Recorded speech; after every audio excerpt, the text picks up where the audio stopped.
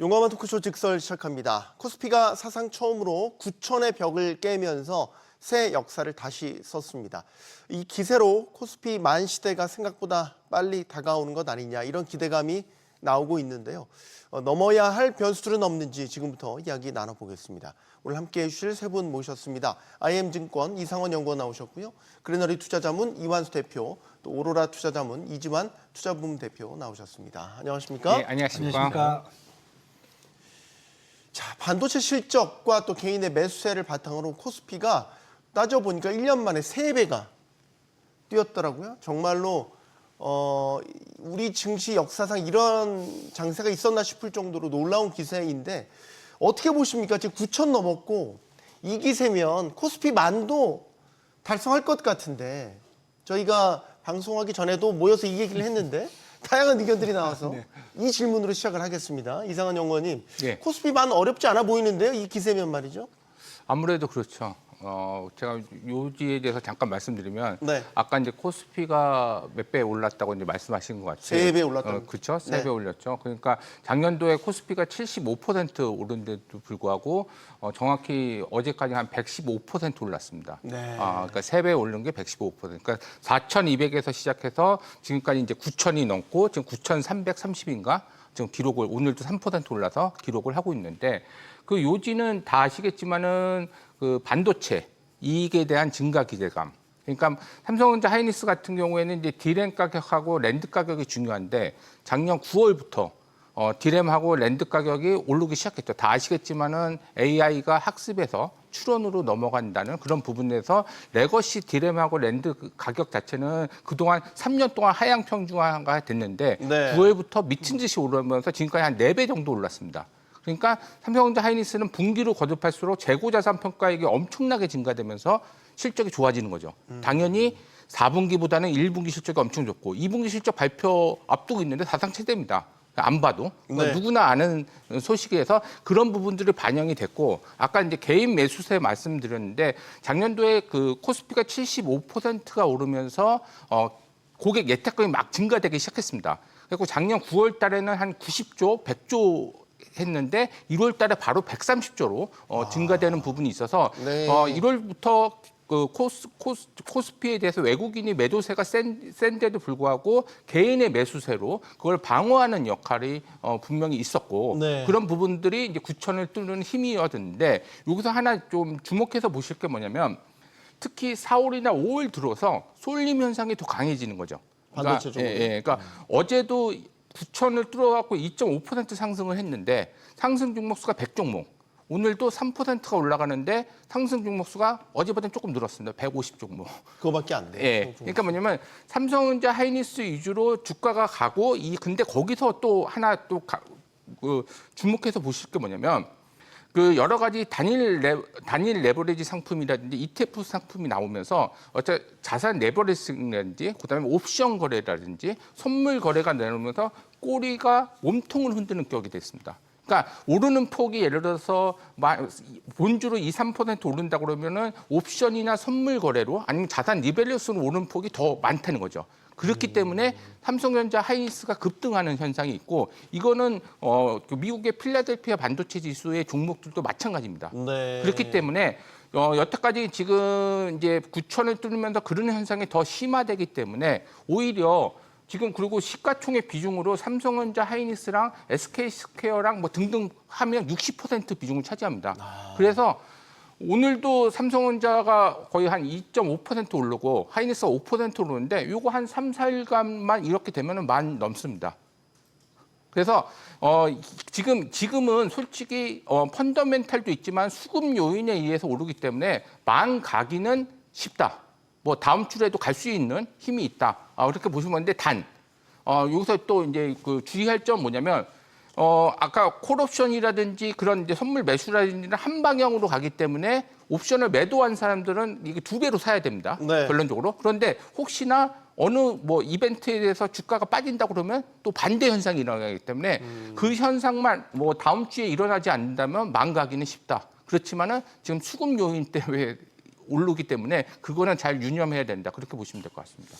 일단 만이라는 만 시대라는 건 너무 상징적인 숫자인 거잖아요. 그리고 우리가 9천 넘기까지 그렇게 오랜 시간이 걸리지 않았단 말이죠. 그러니까 제가 자꾸 기세 얘기라는 게 한번 흐름을 탔으니까 만 가는 것도 사실 불가능해 보이지 않거든요, 이지한 대표님.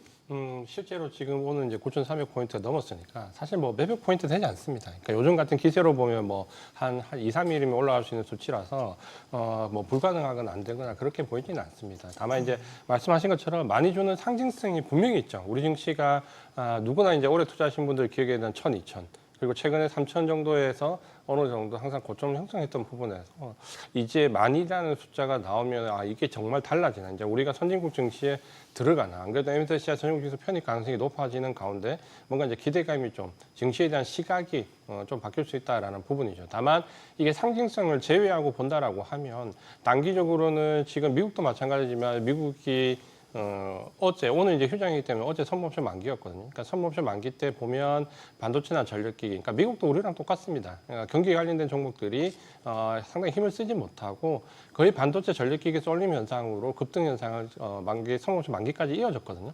그러면 통상적으로 다음 주에 넘어가면 만기에 밀어붙였던 종목들 조정 가능성이 좀 있습니다. 그러니까 이걸 본다면은 그러니까 너무 만의 상징성을 두기보다는 굉장히 이제 기분 좋은 수치지만 단기적으로 반도체 전력기기가 일단은 과열권에 좀 진입을 한 것은 맞다. 그러니까 지금 여기서 어떤 흥분 상태 추격보다는 이제 시장을 조금 이제 냉정히 봐야 돼요. 여전히 시장은 상승할 가능성이 높고 아직 고점을 논하기는 이르지만. 그러니까 너무 쫓아가다 보면은 계속해서 엇박자 투자, 특히 앞서 말씀하신 것처럼 최근에는 레버리지 종목 ETF가 나온 이후부터는 사실 엇박자 투자가 굉장히 많습니다. 그러니까 지난주에 보도된 내용 중에 하나를 보면 하이닉스가 이만큼 올라왔는데 개인 투자자 레버리지 투자에서 손실액이 40% 육박한다라는 하이닉스 한 종목의 레버리지에서 마이너스 40%에 육박한다는 얘기도 네. 나오거든요. 그러니까 이런 분명히 종목은 상승하고 지수는 상승하는데 네. 나는 엇박자 투자로 인해서 손실이 가중되는 그러니까 이런 부분들을 지금은 좀 경계할 시점이다라고 좀 보여집니다.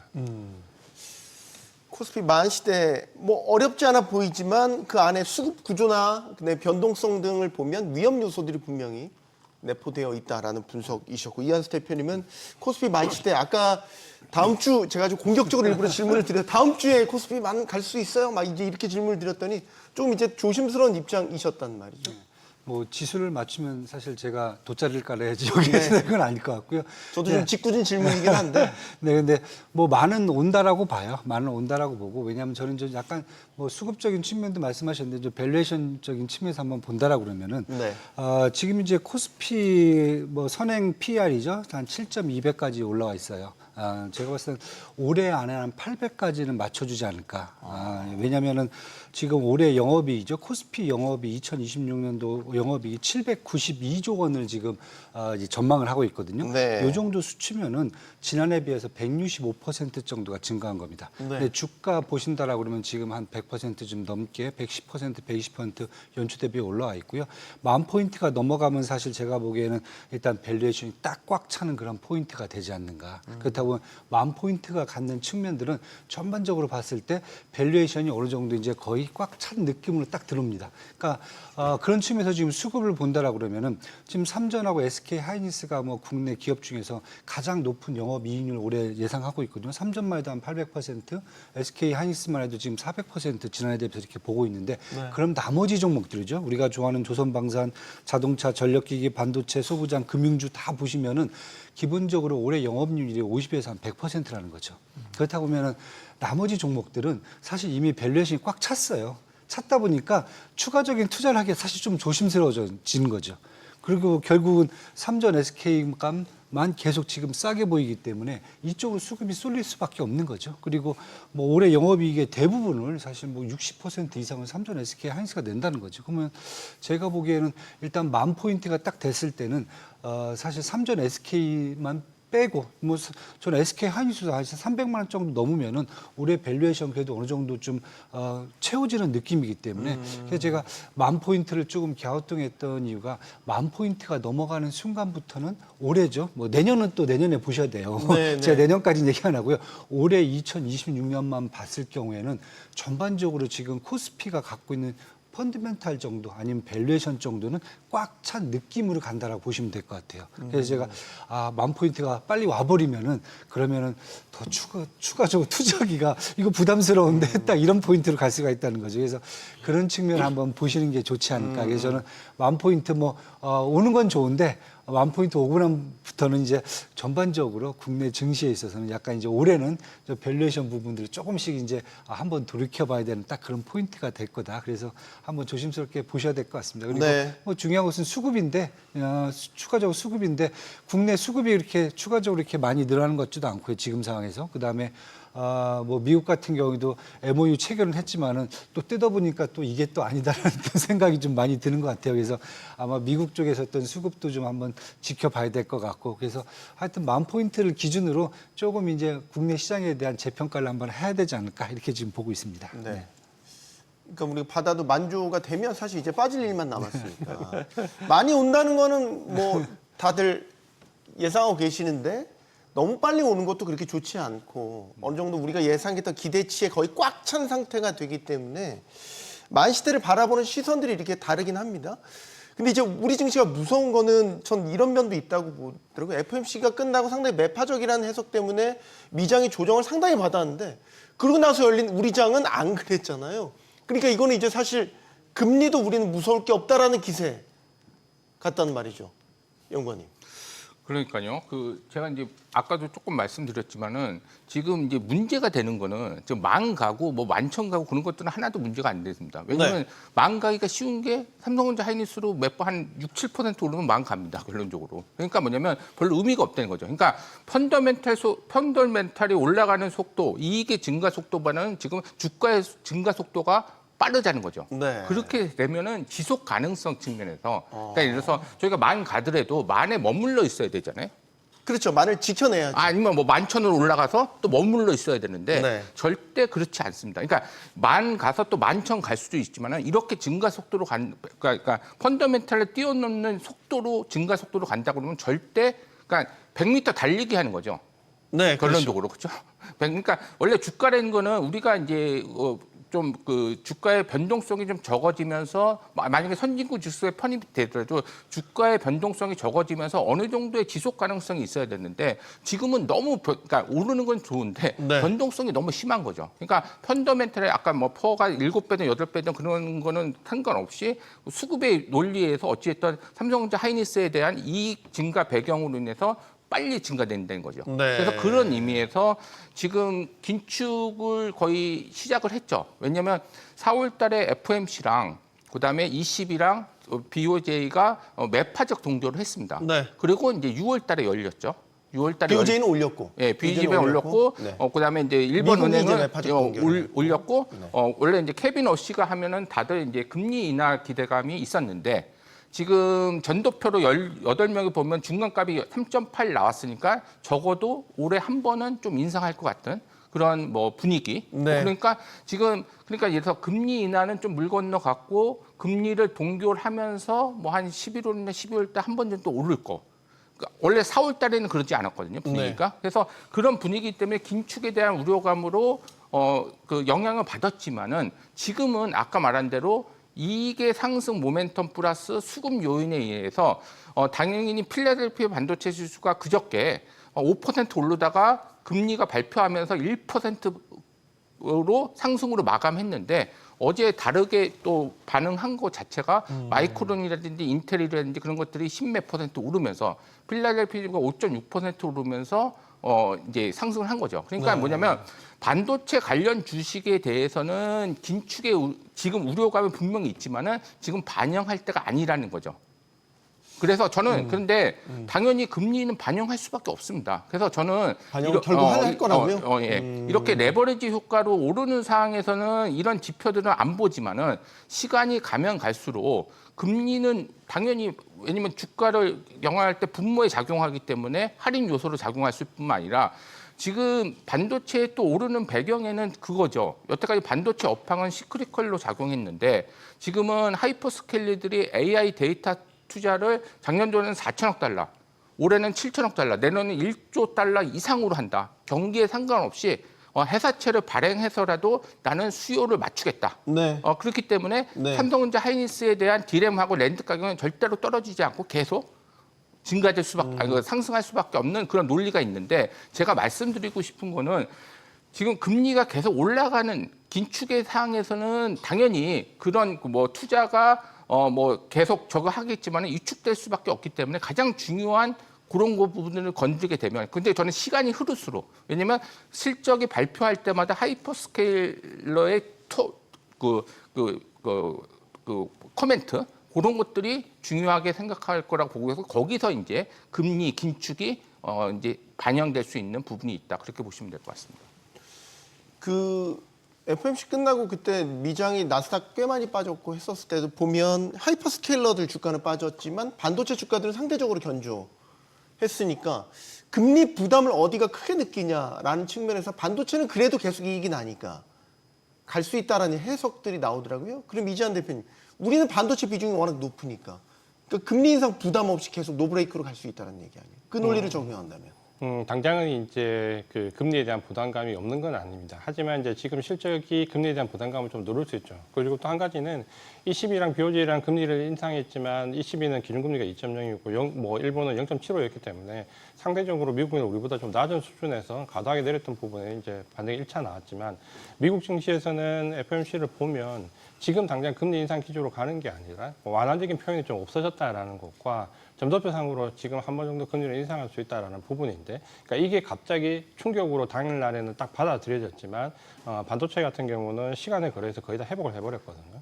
그러니까 이게 단기적인 충격은 있었지만 이 자체가 금리가 당장 인상될 거라고 보지 않는다는 거예요. 그리고 케빈 호시가 일단 중립적인 어느 정도 스탠스를 좀 지켰습니다. 그러니까 점도표가 그렇게 나오더라도 뭐 점도표 자체가 이전처럼 그렇게 아주 연준의 의지를 명확하게 드러내는 부분이 아니다라는 그러니까 그 논리도 얘기를 했고 전체적으로 케빈 호시는 이번 FOMC에서 보시면 파월이랑 이제 성향이 완전히 다르다는 걸 좀 보여줬죠. 네. 그러니까 파월 의장의 전체 그 연설 분량의 절반밖에 안 됩니다. 그러니까 케빈 호시는 딱 할 말만 하고 항상 주장해 왔던 연준의 그림자는 앞에 나서기보다는 뒤에서 조율하는 입장에서 가겠다라는 부분이기 때문에 아마도 증시가 파월 의장 때처럼 민감하게 FOMC를 아주 확대해서 가지는 않을 겁니다.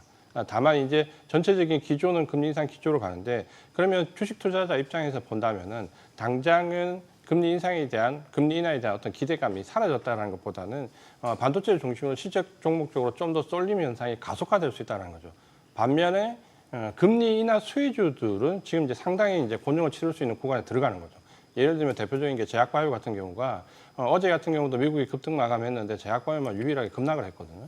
그러니까 이제는 금리 인하에 대해서 수혜를 받았던 업종들은 상당히 곤욕을 치를 수 있다라는 관점으로 좀 보시는 게 맞을 것 같고 금리 인상에 대한 부분의 부담감은 아직까지는 반도체를 비롯해서 기술주에 크게 투영되지 않는다 이렇게 보시는 게 맞을 것 같습니다. 그러니까 이게 골라서 타겟팅을 하는 것 같더라고요. 금리 인상 부담이 말씀하신 대로 코스닥의 바이오주들은 굉장히 된서리를 맞은 반면에 이제 반도체들은 어쨌든 이익을 계속 내니까 그럼 우리 이제 반도체 비중이 높으니까 예를 들어서 외부 변수 이런 미국의 금리 인상 여파 혹은 중동 정세가 다시 만약에 불안해진다.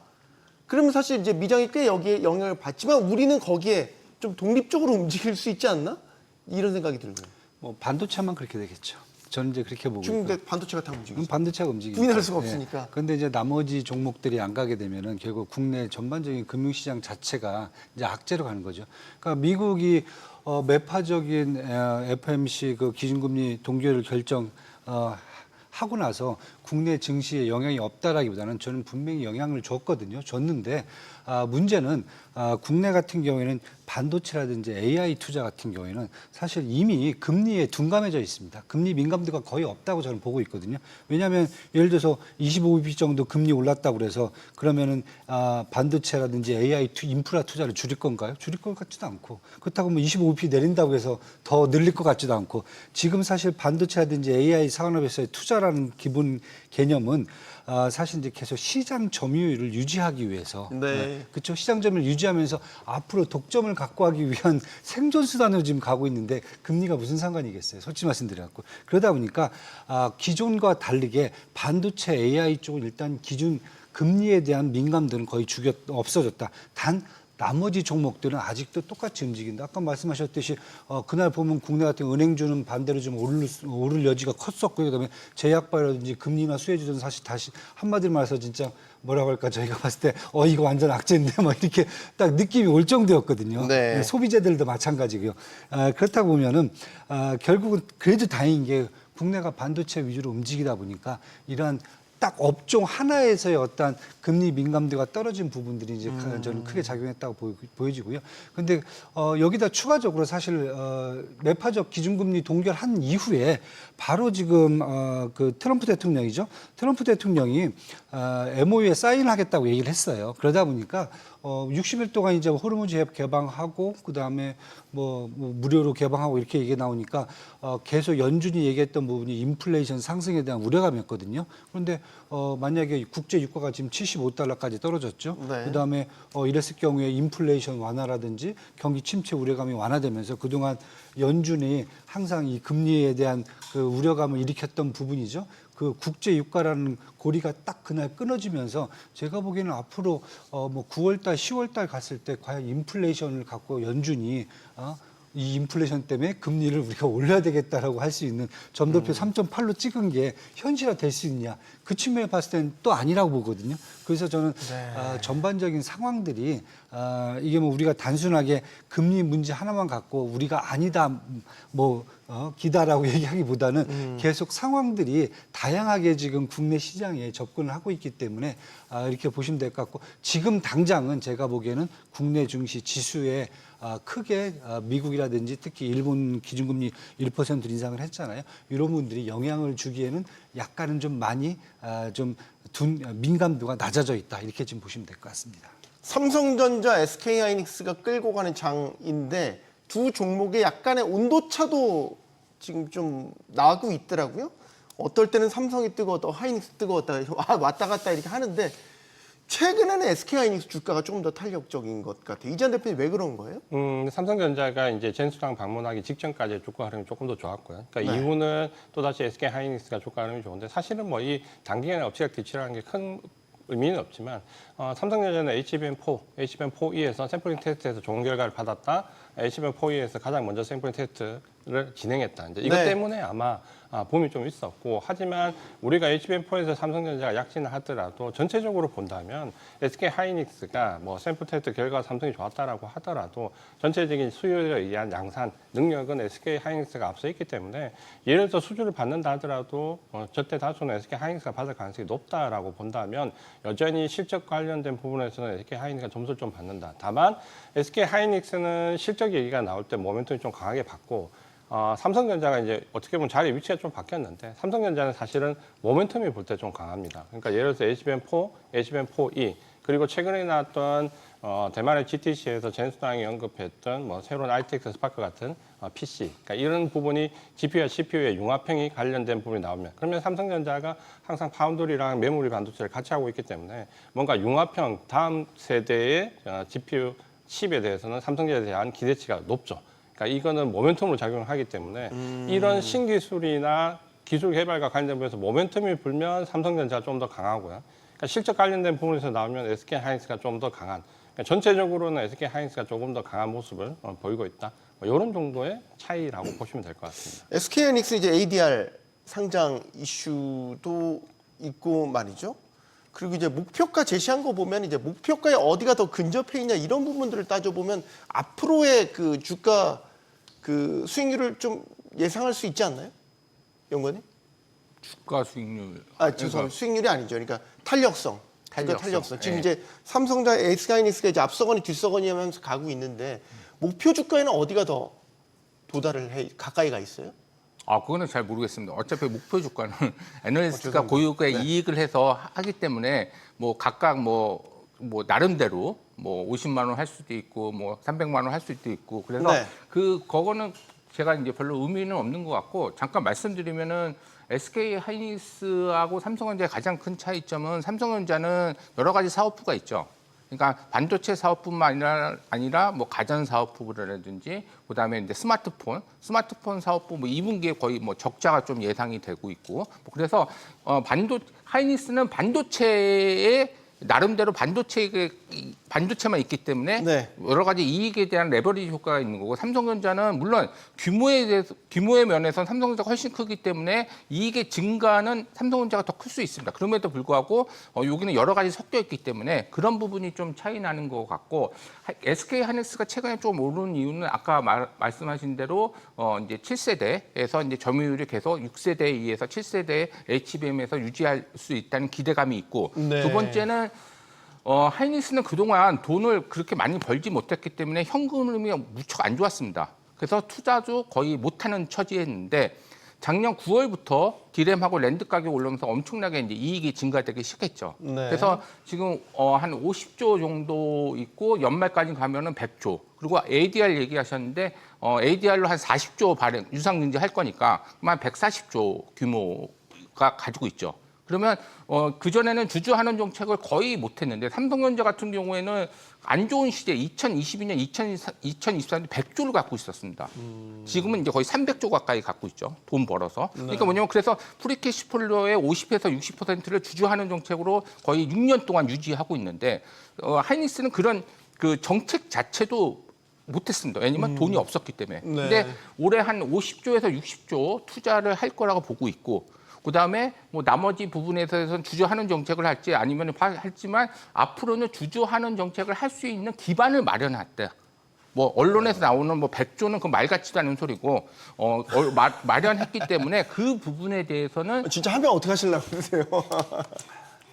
아니 100조 진짜 하면. 그러면 아니 투자를 하지 말고 하시면 되죠. 네. 그러니까 왜냐면 HBM이라도 그렇고 지금 반도체 사이클 같은 경우에는 물론 이제 아까 AI 데이터 센터라든지 그런 거였지만 여태까지는 그 후발 투자를 주기 위해서 엄청나게 공급에서 캐파를 증가시키는 그런 부분들이 있었기 때문에 네. 삼성전자도 조금 그 2022년, 2023년, 2024년도에 조금 투자의 속도를 조금 지연을 시켰습니다. 좀 업황이 안 좋았기 때문에 그런 부분들이 있는데 앞으로는 뭐 그럴 필요가 없기 때문에 엄청나게 투자를 할 겁니다. 그 투자 규모로. 그러면 하이닉스도 할 수밖에 없습니다. 그래서 아니 뭐 100조 하고 그 투자 안 하고 그냥 할 수도 있겠죠. 그렇지만 저는 확률적으로 한 1%도 안 된다고 생각을 하고 있기 때문에 제가 말씀드리고 싶은 거는 최근에 하이닉스가 더 좋은 거는 주주 환원에 대한 그런 기대. 정책, 기대가 100조가 아니라 프리캐시플로 얼마를 한다든지 그런 이제도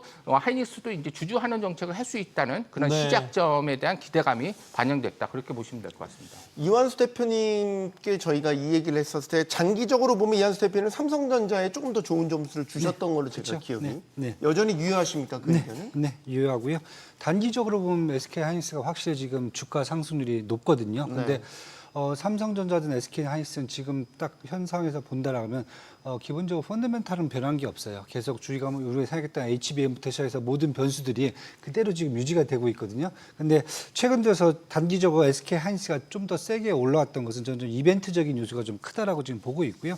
물론 이제 PER이 좀 더 낮았었어요. SK 하이닉스가 뭐 그 부분도 있고 그다음에 중요한 것은 나스닥 ADR 이제 나스닥 ADR 이제 7월달에 상장한다는 부분, 이 부분까지 있었거든요. 근데 이 부분에서 사실 이제 문제가 됐던 게 한 40조 원 정도 자본 조달하고 나면은 주주 가치가 희석이 되거든요. 40조 원이 들어오게 되면. 네. 그래서 그 부분을 또 우려를 했습니다. 시장에서. 그러면 나스닥 상장하고 그럼 바로 그냥 꺾이는 거냐 주가가 이 부분에 대해서 결국 이제 지난주에 나왔던 게 연말 100조 원 뭐 주주 환원 기대 뭐 얘기했는데 저도 솔직히 말씀드려서 100조 원은 저 택도 없을 것 같고요. 왜냐하면 1년에 영업이익을 262조 원을 내는데 100조 원을 거기다 쏟아부어 버리면 그러면 진짜 솔직히 말씀드릴게요. 도대체 뭐 먹고 삽니까 회사는. 그런 말이 안 되고 제가 보기엔 한 40조 원 정도 주주 환원 쪽으로 아마 자사주 매입 정도는 해갖고 그 부분이 희석된 부분을 아마 잡아준다라고 하면은 주가가 그래도 제가 봤을 때는 한 300만 원까지는 갈 수 있는 여지는 지금 충분히 마련해놨고요. 뭐 추가적으로 또 이제 뭐 또 루머가 또 나와요. 뭐 300만 원 넘어가면은 액면분할한다는 얘기까지 나오고 있는데. 액면분할에 대한 예. 이야기도 요구처럼 있었죠. 예. 네. 계속 지금 SK 하이닉스는 뭐 펀드멘탈, 삼성전자 다 똑같아요. 똑같은데 지금 SK가 먼저 이벤트적인 변수들이 좀 먼저 나왔기 때문에 사실 지금 시장의 목표 주가 컨센서스는 한 290만 원 정도 나와 있거든요. 그래서 저는 한 300만 원 정도쯤 되면 아까도 말씀드렸지만 SK 하이닉스 어느 정도 좀 밸류에이션이 차는 느낌으로 가기 때문에 단기적으로 SK 하이닉스가 조금 더 좀 유리할 수 있는데 중장기적으로는 아마 아까 말씀하셨던 우리 대표님 같이 지금 그냥 주가 컨센서스만 볼게요. 목표 주가 컨센서스가 지금 삼전이 한 지금 46만 원까지 올라와 있거든요. 네. 근데 지금 주가가 35만 원이잖아요. 그러면 앞으로 사실 주가 상승 올라갈 수 있는 갭은 더 크다라고 지금 보여주고 10% 정도가 예, 있네요. 예, 더 크고 그다음에 지금 뭐 PER도 사실 SK 하이닉스보다 더 낮아졌어요. 추정 PER이 지금 삼성전자가 역전이 돼 있어요. 그래서 이것까지 감안 좀 해야 될 것 같고요. 그다음에 삼성전자 같은 경우 이제 노조와 협의 때문에 사실 올해 지나고 나면 이제 그 영업 이익이 아니죠. 이제 세금 다 떼고 그렇죠. 네. 거기에서 또 이제 주식으로 또 이제 노조에 보상을 또 주기로 하잖아요. 했죠. 예. 네. 그러면 자사주 매입을 해야 되잖아요. 그러면 내년 초에 들어가면은 제가 보기에는 내년 초가 아니라 그 이전부터 삼성전자는 자사주 매입을 해야 될 준비를 거예요. 해야겠죠. 준비를 해야 될 것 같아요. 물론 한 번에 다 안 주고 뭐 나눠서 팔기 하고 뭐 이런 것도 있겠지만 그렇다고 하면 제가 봤을 때는 삼성전자 같은 경우는 지금 단기적인 변수보다는 장기적인 이슈가 더 크기 때문에 저는 일단 펀드멘탈은 그대로 똑같다. 네, 저는 변함이 없고 여기서 뭐 바뀔 것도 없다. 단 지금 수급적인 측면이라든지 아니면 이벤트적인 측면에서 본다면은 삼성전자는 좀 더 장기적으로 보시면서 지금 같은 경우에는 저는 약간 좀 두 개를 좀 갈아타시는 게 조금 더 좋지 않을까라는 생각을 좀 하고 있습니다. 네. 지금 삼성전자 하이닉스가 고공행진하는 건 반도체 슈퍼사이클 뭐 이런 것들도 있지만 독점, 특히 메모리 칩에 있어서는 이제 독점력에 대한 지금 밸류에이션도 프리미엄도 많이 주고 있잖아요. 이게 언제까지 유지할 수 있을까? 메모리 3사라는 공고한 체계가 만들어져 있기는 하지만 최근에 중국 창신 메모리 상장 이슈 있죠. 또 최근에는 이제 인텔과 애플이 협력해서 칩 개발에 나선다라는 것. 인텔도 파운드리를 갖고 있습니다. 이 반도체라는 게 안보 영역까지 묶이게 돼버리니까 자국 산업 챙기기에 나서게 된다면 과거와 같은 계속해서 이런 독점력을 유지할 수 있을까라는 생각이 들고요. 이재한 대표님. 아무래도 이제 지금은 어느 정도 삼성전자, SK 하이닉스, 마이크론 3사 이제 독점 체제가 유지되다 보니까 중국이 여기에 도전하고 트럼프 대통령이 뭐 인텔을 활용하든 다른 쪽에 어떤 미국 내 삼성전자, SK 하이닉스를 끌어서 자국 내 생산을 하든 어쨌든 이제 이런 부분들이 압박이 가해지겠지만 사실 반도체가 뭐 1년 안에 바로 생산할 수 있는 그런 생산 시설은 아닙니다. 그러니까 향후 이제 이런 계획이 나오더라도 적어도 이번 반도체 사이클이 끝난 이유가 될 가능성이 높다라고 좀 보여지고 그렇다면 지금 현재 이번 사이클에서 나오는 반도체 가격 상승에 대한 부분은 크게 압박은 없을 것 같습니다. 그러니까 공급 자체의 압박보다는 어떻게 보면 수요가 이제 어느 정도 수준에서 멈출 거냐라는 여부가 좀 더 중요하게 작용을 할 것 같은데 빅테크 기업들의 과연 발주가 어느 정도 선에서 멈출 거냐라고 보면 아직까지는 고점을 논하기는 조금 어렵다라고 보여지고 이거는 우리가 학습의 단계에서 초론의 단계로 넘어가면서 이번에 젠슨왕 CEO가 얘기했듯이 블랙엘 울트라에서 이제 루빈으로 넘어가서 루빈 울트라. 그러니까 적어도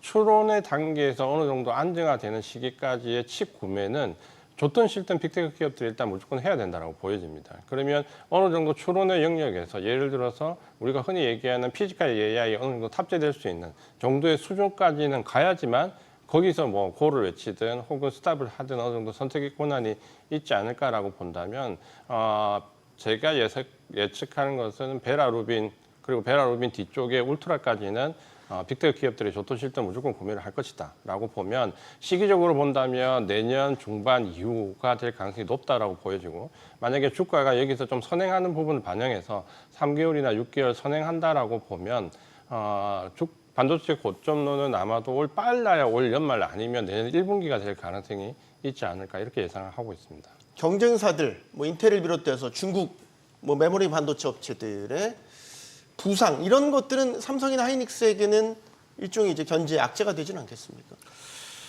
예, 그렇죠. 아무래도. 근데 네. 지금 중요한 관점은 뭐냐면 이익 증가의 대부분은 피해 상승입니다.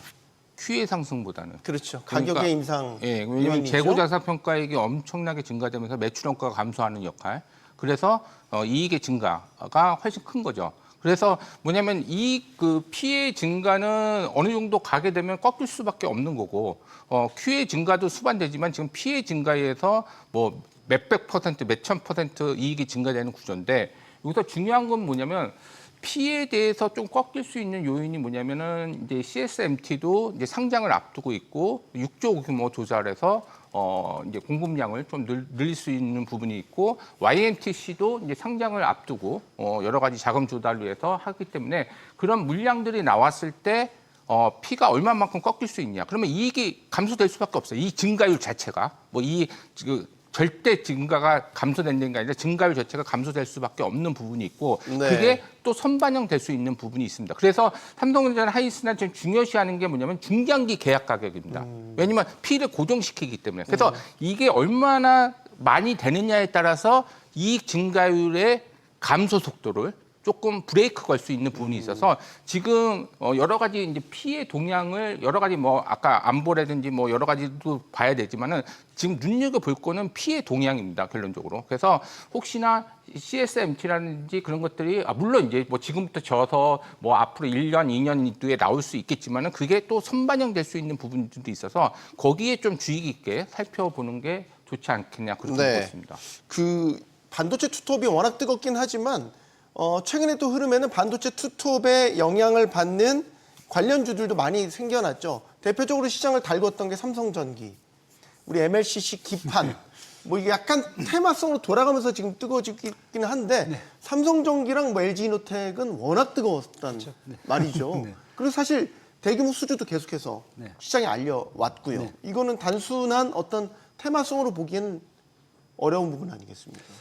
저는 일부 좀 테마적인 것도 좀 포함이 됐다라고 생각을 해요. 너무 좀 과열됐다고 보세요? 네, 예를 들면 삼성전기 같은 경우에는 지금 만드는 제품이 MLCC, 유리기판, 그다음에 광통신이라든지 뭐 이런 전문 카메라 모듈까지죠. 그러니까 우리가 필요로 하는 사실 전자제품의 모든 핵심 부품들은 사실 다 여기서 만드는데 삼성전기 같은 경우에는 MLCC 얘기가 나오면 MLCC 쪽에 그 재료를 갖고 오고, 유리기판 얘기 나오면 또 유리기판 재료를 갖고 나오고, 다 지금 여러 가지 이벤트가 계속 쌓여 있어 갖고 저는 너무 이벤트적으로 좀 가지 않나. 왜냐하면 제가 그 말씀 드리냐면은 지금 삼성전기의 추정 PR이 135배라는 거죠. 이거 하나만으로 제가 봐도 되지 않을까. 왜냐하면은 삼성전자 같은 경우는 삼성전기죠. 올해 영업이익 전망치가 1조 한 6천억 원 정도가 돼요. 네. 지난해에 비해서 74% 정도 증가하는 수준이야. 그러니까 이 정도면 사실 국내에서 반도체, 삼성, SK 하이닉스 빼고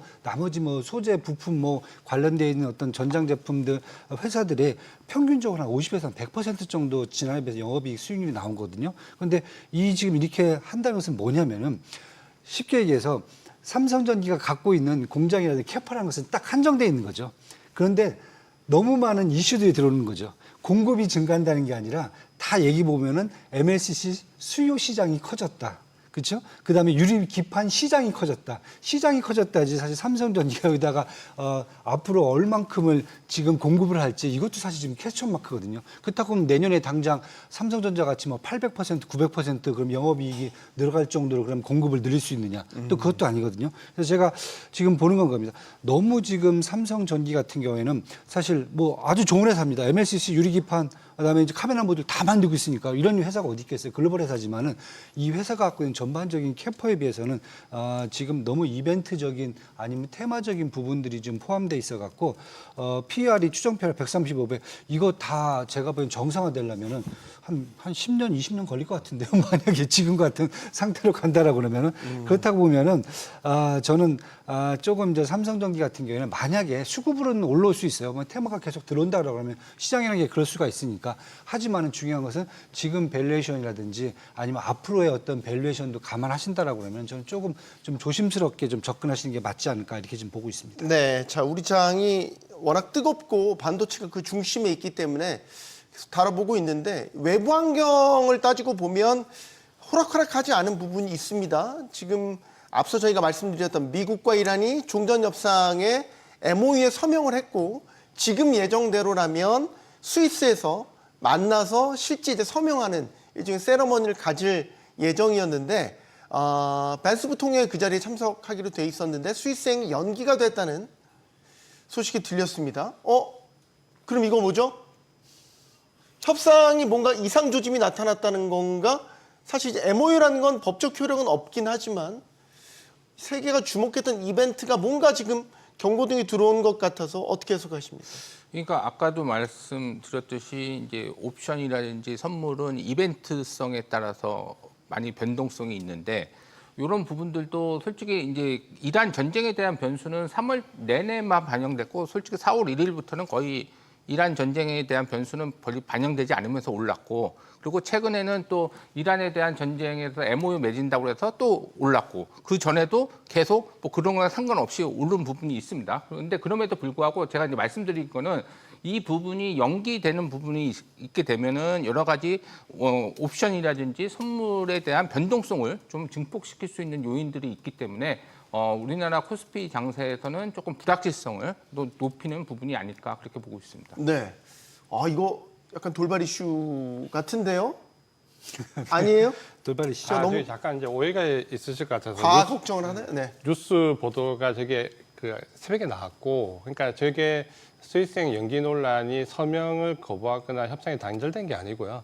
전자 서명으로 대체를 했기 때문에 굳이 만나서 서명할 필요가 없다라는 쪽으로. 네, 물론 예. 그렇게 전체적으로 갔기 서명을 때문에, 했죠. 네, 그래서 근데 또 외교라는 게 보여지는 게 있지 않습니까? 서명하고 악수하고 그렇죠.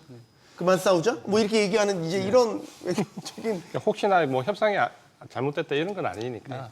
협상은 이미 됐고요. 네, 결정 서명은 됐고. MOU는 서명됐고, 근데 이제 서명하고 나서 사실 뭐 JD 벤스 부통령이 스위스를 안 가니까 약간 이제 뭐랄까 뭐 우리가 얘기하는 뒷담화, 약간 이제 루머적인 게 자꾸 얘기가 나와요. 나오는 게 다른 게 아니라 과연 이 MOU가 미국의 어떤 수혜가 되는 MOU냐 지금 네. 그 퀘스천 마크가 들어간 것 미국 같아요. 내에서 계속 정치적으로 지금 논란이 네. 있잖아요. 네, 60일 동안 그런 무료 통행으로 이제 호르무즈 개방을 했으면은 그럼 60일 지나면은 이란한테 넘어가는 거냐 이런 문제부터 시작해갖고 과연 핵물질을 그럼 이란 내에서 그것을 제거한다는데 이미 이제 무지타파 히메네이 같은 경우에는 자기는 조건부를 승인했다 했을 정도로 얘기가 나오니까 다양한 지금 뒷담화가 지금 나오다 보니까 약간 지금 불안하긴 해요. 그런데 일단은 뭐 서명은 전 됐기 때문에 지금부터 60일 동안 사실 이행 여부를 한번 보면서 과연 이제 마지막 종전까지 가는지 그건 시장에서 좀 지켜봐야 될 것 같아요. 지금은. 네. 아직까지는 좀 조심스러운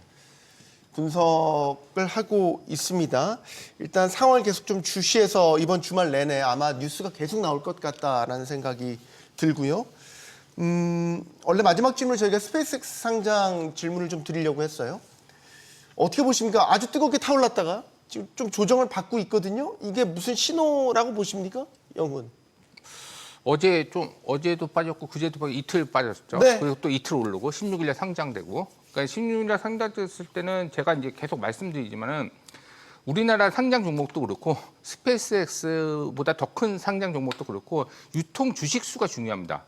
유통 주식 수가 얼마나 되느냐에 따라서 이게 상승하고 안 상승하는데 유통 주식 수가 거의 5%께는 안 되기 때문에 16일 날 많이 상승했고 또 16일부터 옵션 거래가 시작됐습니다. 그러니까 네. 당연히 상승을 하게 되면 옵션 거래가 많아지면서 상승의 상승을 부추기는 요인이 됐고 그다음에 이제 나스닥에 대한 패시브 펀드가 15일 안에 또 편입이 되는 그런 부분들이 나스닥 100에 편입이 되는 부분이 있어서 그런 수요에 의해서 수급 쪽인 단지 IPO 종목은 단기적으로는 수급 요인에 따라서 변동성이 클 수밖에 없는데 그런 요인이 반영하면서 16일, 17일 날 많이 올랐는데 18일 날 좀 빠지고 어제 같은 경우에는 다시 이제 선물 옵션 만기일이라서 이게 빠지면서 더 하락폭을 좀 큰 게 있어서 그냥 당분간은 패시브 펀드라든지 그런 게 편입할 편입 이슈가 있을 때마다 그런 것들이 흔들릴 수 있고 또 중요한 거는 뭐냐면 8월 때부터 오버행이 나옵니다. 네. 그때 풀리죠, 락 없는 그때 좀 조심을 해야 될 것 같습니다. 그러면 당분간 이재한 대표님 스페이스X 주가는 좀 울퉁불퉁하게 갈 것 같다 이렇게 봐야 되나요?